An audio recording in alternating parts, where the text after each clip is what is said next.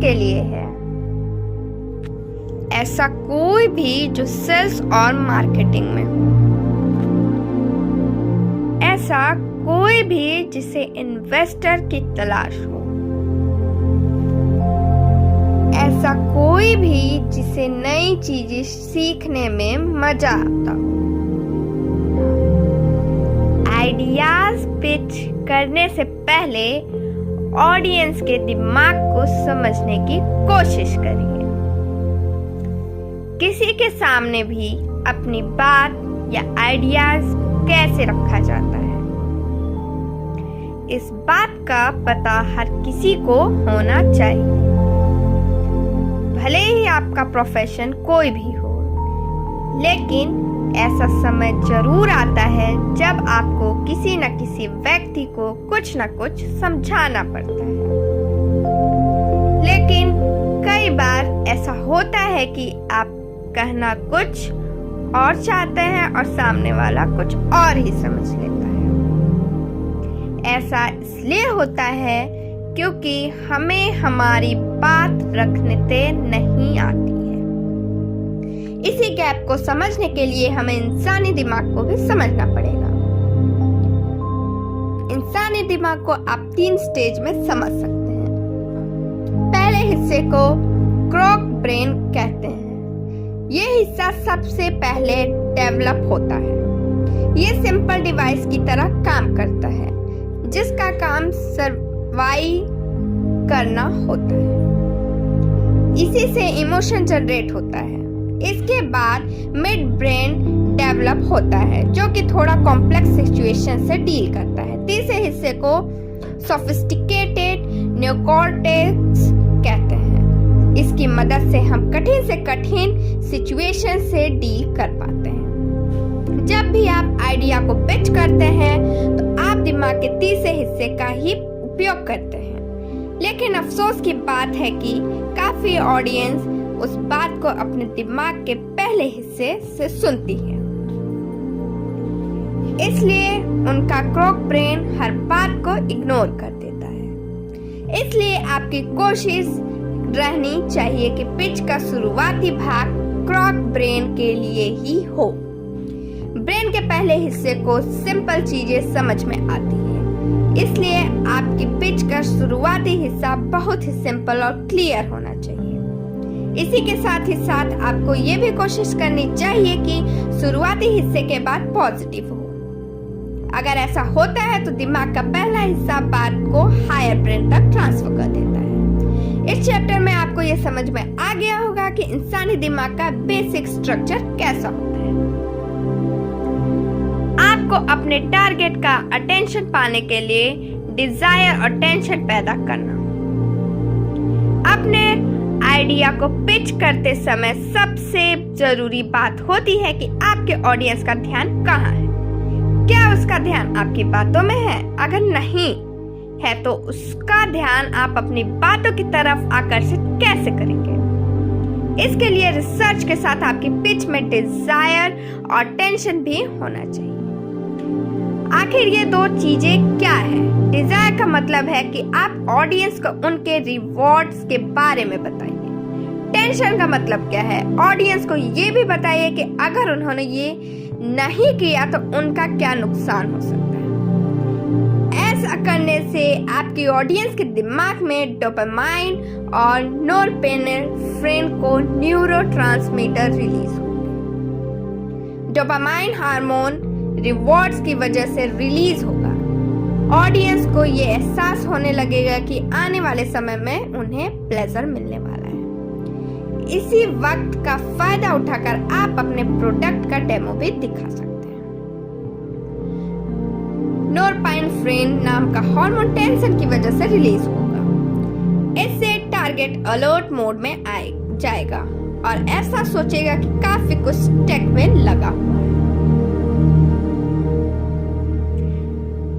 थोड़ा सा tension create करने के लिए आप पुश पुल तकनीक का भी इस्तेमाल कर सकते हैं। इस तकनीक का इस्तेमाल करने के लिए आप सामने वाले से पहले कह सकते हैं कि शायद हमारी सोच मिल नहीं रही है। इसके कुछ देर बाद आपको फिर कहना पड़ेगा कि लेकिन हम साथ में कमाल ही करेंगे। इस पुश पुल डायनेमिक से ऑडियंस के दिमाग में अलर्टनेस आएगी। उसे ऐसा लगेगा कि उससे मौका छूट भी सकता है, लेकिन सिचुएशन के हिसाब से ही आपको इस तकनीक का इस्तेमाल करना है। इस मेथड को इस्तेमाल करने के लिए आपका दिमाग भी खुला हुआ रहना चाहिए। एक ही सिचुएशन को अलग अलग लोग अलग तरीके से देखते हैं। ऐसा इसलिए होता है क्योंकि सभी का पॉइंट ऑफ व्यू अलग अलग होता है। ये पॉइंट ऑफ व्यू उनके एथिक्स और वैल्यूज के हिसाब से होता है। इसी पर्सपेक्टिव को फ्रेम्स कहते हैं। यही डिक्टेट करते हैं कि हम अपनी सेल्स पेज को कैसे सामने वाले के सामने रखने वाले हैं। फ्रेम्स ही फैसला करेंगे कि आने वाले समय में उस सिचुएशन को कंट्रोल कौन करेगा। आपको पता होना चाहिए कि जब भी दो लोग मिलते हैं और बात करते हैं तो फिर उनके फ्रेम्स आपस में टकराते हैं। उस बातचीत में केवल एक फ्रेम ही सरवाइव कर सकता है। वही फ्रेम सरवाइव करेगा जो मजबूत होगा। इसी के साथ ही साथ आपको ये भी पता होना चाहिए कि कस्टमर से डील करते समय आपका फ्रेम मजबूत होना चाहिए। अगर ऐसा होता है तो फिर कस्टमर को आपकी बात पर एग्री करना ही पड़ेगा। अगर आपके पास फ्रेम कंट्रोल है तो फिर आप किसी भी पिच पर कंट्रोल हासिल कर सकते हैं। बिना फ्रेम कंट्रोल के आप कभी भी किसी को भी अपनी बात पर एग्री नहीं करवा सकते। आप अक्सर पावर फ्रेम, टाइम फ्रेम और एनालिस्ट फ्रेम का सामना करेंगे। इसलिए आपको पता होना चाहिए कि उनका मुकाबला कैसे करना है। कस्टमर के सामने अपनी पिच को रखते समय कई बार आपका सामना फ्रेम्स के टाइप से होगा। उस समय आपको पता होना चाहिए कि इससे डील कैसे करना है। अक्सर ऐसा हो सकता है कि आपका टारगेट पावर फ्रेम का यूज करे। ऐसे आपके प्रेजेंटेशन के समय होगा। उस समय आपको ऐसा लगेगा कि सामने वाले का ध्यान आपकी प्रेजेंटेशन में नहीं है। उस समय आपको उस फ्रेम को तोड़ने की कोशिश करनी चाहिए। इसके अलावा आपको टाइम फ्रेम का सामना भी करना पड़ेगा। इस समय कस्टमर आपको बोलेगा कि जल्दी अपनी बात खत्म करिए। उसके पास बस 10 मिनट। उस समय उस फ्रेम को ये बोलते हुए तोड़ सकते हैं कि चिंता मत करिए सर, मेरे पास बस 5 मिनट ही है। इसके अलावा सबसे कठिन फ्रेम का सामना भी आपको करना पड़ सकता है। इसे एनालिस्ट फ्रेम कहते हैं। जब भी आपके सामने वाला इस फ्रेम में होगा वो आपको छोटी से छोटी डिटेल बताने को कहेगा। कई बार ऐसा भी हो सकता है कि वो तकनीकी सवाल करने लगे। उस समय आपको अपने टोन को कम करते हुए उसे हाई लेवल जवाब देने की कोशिश करनी चाहिए। आपके जवाब समझदारी वाला होना चाहिए। हो सके तो उसके सामने कुछ फैक्ट्स और फिगर भी रख दीजिएगा। इसके बाद आपको ये ध्यान रखना है कि आपके पास और ज्यादा सवाल ना फेंके जाएं। इसलिए खुद ही एक सवाल उसकी तरफ उछाल दीजिएगा। इसके बाद बड़े सौम्य तरीके से बोलिएगा कि अब हमें अपने पिच की तरफ लौटना चाहिए। क्या है प्राइसिंग मेथड? इस मेथड की मदद से भी एक्सपेक्टेशंस मिल सकती है। सबसे महत्वपूर्ण फ्रेम क्या होता है? वो होता है प्राइस फ्रेम। आपको इस फ्रेम का सही से इस्तेमाल करना आना ही चाहिए। एक्सेप्टेंस। आमतौर पर जब आप कुछ बेच रहे होते हैं या कोई आइडिया पिच कर रहे होते हैं तो आपका लक्ष्य उनके पैसे या फंड्स के ऊपर रहता है। पूरी मीटिंग का टारगेट ही फंड होता है जिसके लिए आपको संघर्ष करना होता है। लेकिन यहाँ पर आपको स्थिति को फिर से बदलने की कोशिश करनी चाहिए।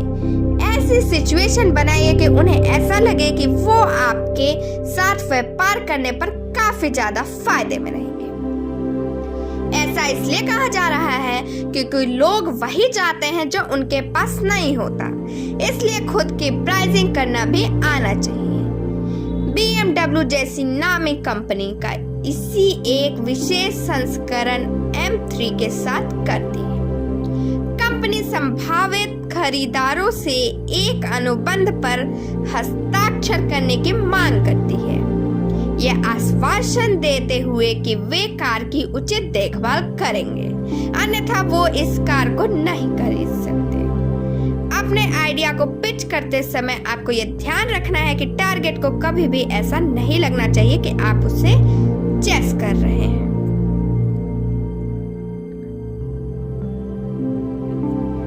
उसे ऐसा लगना चाहिए कि अगर उसने इस डील को पूरा नहीं किया तो कुछ बड़ा मिस कर देगा। अधिकतर ये देखने को मिलता है कि हम इंस्टिंक्ट फैसला लेने में भरोसा रखते हैं।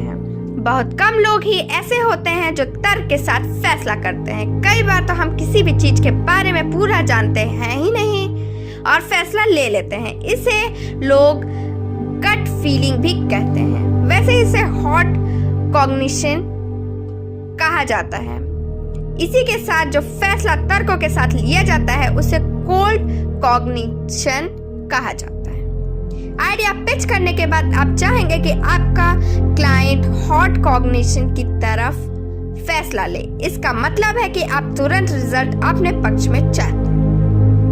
आप हॉट कॉग्निशन पर विजय पाने के लिए स्टेकिंग फ्रेम का सहारा ले सकते हैं।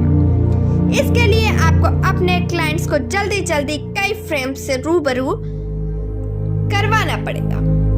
आपको उसे कई ऑफर देने चाहिए। सबसे पहले एंट्रिक फ्रेम का यूज करते हुए उसे कंप्लीट स्टोरी बताने की कोशिश करिए। इसके बाद आप उसके सामने प्राइस फ्रेम को रखने का प्रयास करिए।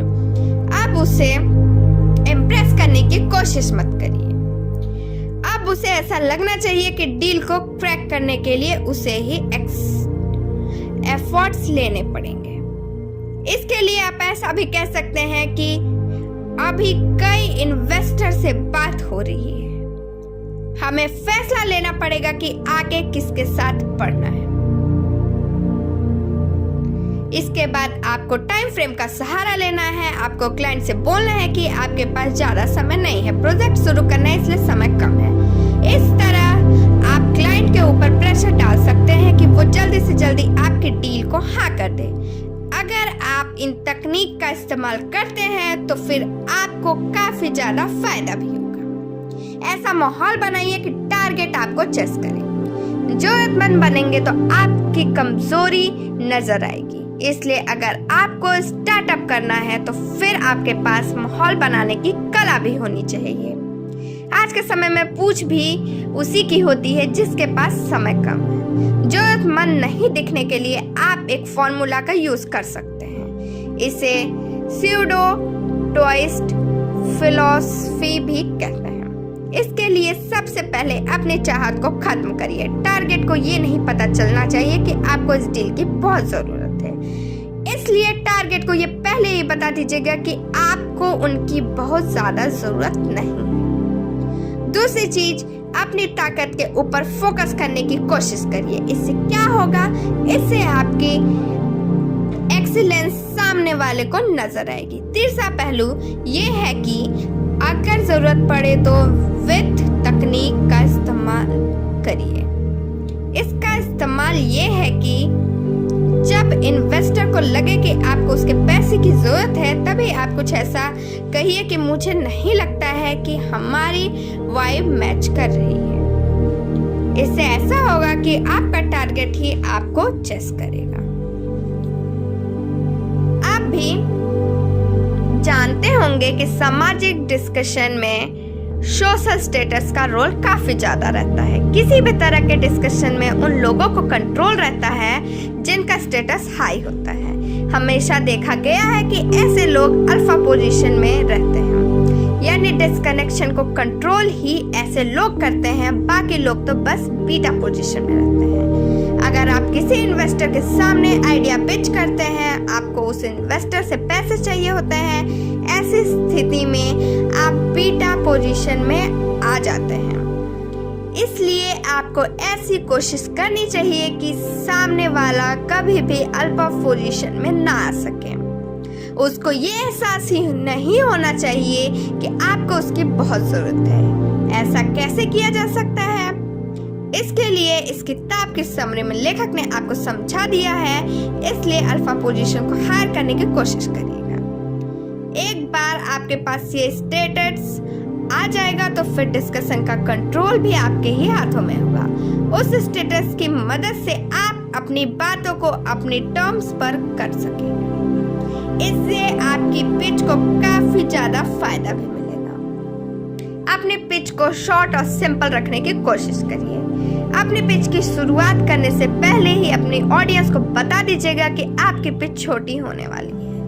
इससे उनके लिए आसानी हो जाएगी, उन्हें पता चलेगा कि आपको उनकी सहूलियत का ख्याल है। क्या आपको मालूम है कि डीएनए हेलिक्स का आइडिया वैटसन और क्रिक ने कितने मिनट में पिच किया था? आपको बता दें कि उन्होंने उस आइडिया के लिए मात्र 5 मिनट का समय लिया था। अपनी पिच की शुरुआत अपने इंट्रोडक्शन के जरिए, लेकिन इसे भी क्रिस्प रखने की कोशिश करिए। सीधे बिग आइडिया को सामने रखने से बचिए। मान लीजिए कि आप इन्वेस्टमेंट के बारे में पिच करने वाले हैं, तो फिर शुरुआत ये भी बोलते हुए कर सकते हैं कि क्या आप जानते हैं कि अभी इन्वेस्टमेंट के लिए सही समय क्यों है? फिर इस सवाल का जवाब देना चाहिए। याद रखिएगा कि फर्स्ट इंप्रेशन का महत्व काफी ज्यादा होता है। अपनी पिच में बहुत ज्यादा तकनीकी शब्दों का इस्तेमाल मत करिए। आपकी कोशिश रहनी चाहिए कि ऑडियंस को आपकी बातें क्लियर समझ में आ जाए। अपनी पिच को क्रिस्प और इनोवेटिव रखने की कोशिश करिएगा।